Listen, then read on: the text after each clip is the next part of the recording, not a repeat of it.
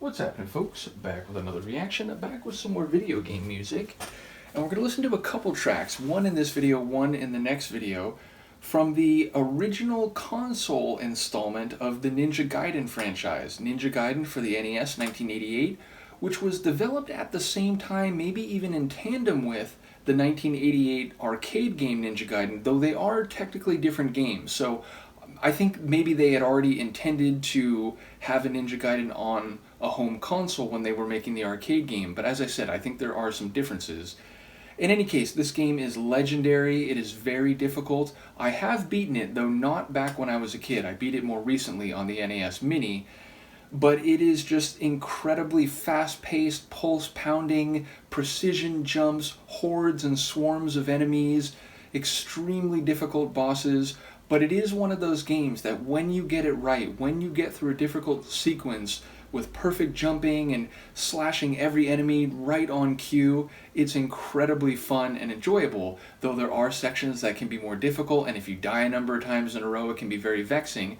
But like with some other games back then, I think the original Castlevania is like this, as well as Castlevania II Simon's Quest, there are unlimited continues, meaning as long as you have the willpower, there's no reason to stop until you beat it, or until you concede that you just can't beat certain sections. So it's, again, a very difficult but very legendary game, and all three of the original Ninja Gaidens on the NES, I actually didn't own the first one. I rented it a few times. I don't think I beat it back then, but I enjoyed it so much that I eventually bought the second one, which I think is called like the Dark Sword of Chaos. Never beat that one, but both those and the third one for the NES all have fantastic music, like famously epic music, that fits the intensity and pace of the gameplay perfectly, as well as cutscenes, meaning the NES game was one of the first I ever remember that had cutscenes. Now, in more recent decades, cutscenes in video games are a staple, not just common, but they are almost ubiquitous, and there's cinematic sequences that bridge the different levels together,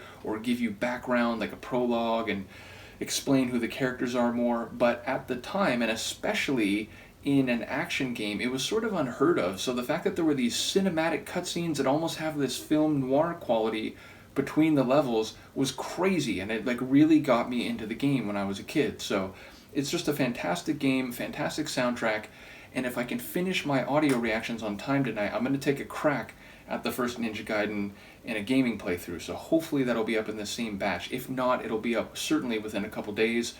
But yes, the point is, there's two composers on the first game for the NES soundtrack.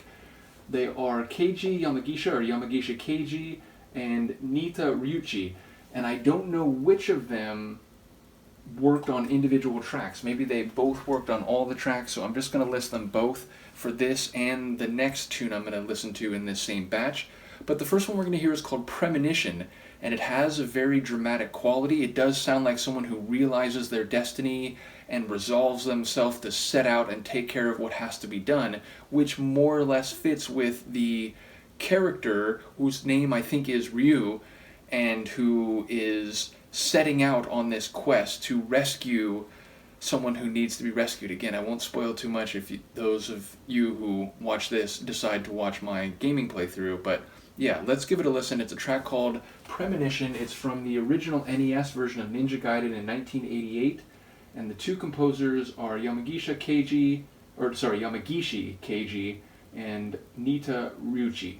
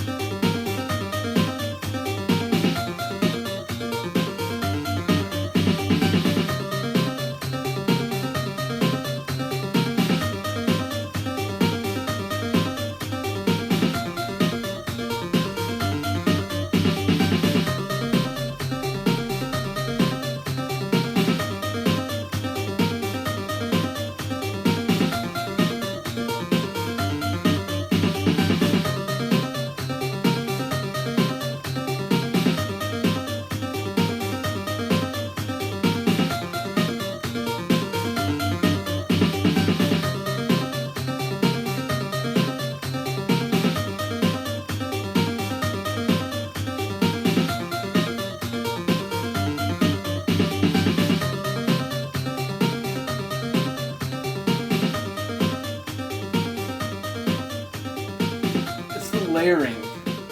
Yeah, again, I talked about this concept in a reaction I did for a Chrono Trigger track in the same batch. Old school consoles, the degree to which you could compose music was limited by the hardware of the system, and especially with the NES, there wasn't a whole lot of available RAM or memory to include the music, and so you had to be clever and creative with the way that you layered tracks, and in some cases made them sound more complex than they actually were. So having a tune which has a bit of polyphony, again, that lead melody is offset against this rolling lower end. I don't know if it's technically a bass line, but it's this like deeper melody, and then there's that, driving percussion. It sounds very dense, even though on a technical level it's pretty limited, as I said, by the hardware at the time. So it's a testament to the compositional creativity, not only of these two composers, but of other people who worked on NES soundtracks, many of which are very nostalgic to me, but I think very good independent of that nostalgic connection. And indeed, I don't think I'm alone when it comes to the nostalgia, the idea of chiptune, which is a name used for video game music, especially from the 80s and 90s, but even more specifically for the 8-bit generation, which is to say the NES, the Sega Master System. I want to say maybe Atari is included in that, even though the Atari 2600 precedes both the NES and the Sega Master System. But yeah, that generation of mid-80s video games, it just has this certain sound to it, and although it sounds dated, it sounds old school, when the compositions were done well, it still sounds fantastic today. It has this like rich vibrancy to it, and also a very electronic sound, of course.